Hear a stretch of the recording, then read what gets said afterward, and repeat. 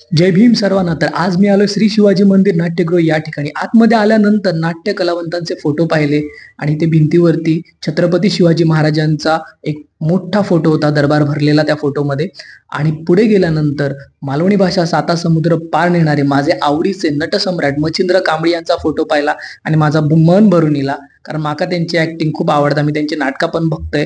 त्यानंतर दादा आणि मी पुस्तकं बघायला गेलो. इथे पुस्तकांचं मोठं दुकान आहे. तुम्ही आला तर तुम्ही सुद्धा बघू शकता. संभाजी महाराजांचं मी पुस्तक पाहिलं. ते मला फार आवडलं होतं. त्याच्यानंतर इतकी पुस्तकं होती, हे घेऊ का ते घेऊ मला काय समजत होतं. फुल ऑन कन्फ्युजन. आणि यांचा अजून एक कंपार्टमेंट आहे खाली. तिकडे अजून पुस्तकांचा संच आहे. तोही तुम्ही कधी आला तर तुम्ही तोही बघू शकता. त्यानंतर आम्ही आमच्या नाटकाचं प्रमोशन करायचं होतं, त्यामुळे पॅम्पलेट घेऊन पुढे यशवंतराव चव्हाण नाट्यगृह या ठिकाणी आम्ही आलो. आणि तिकडे बरेचसे मराठी सेलिब्रिटी पण होते. त्यांचा इव्हेंट होता, प्रयोग होते. आणि अशा प्रकारे असा धावपळ दगदगमध्ये आजचा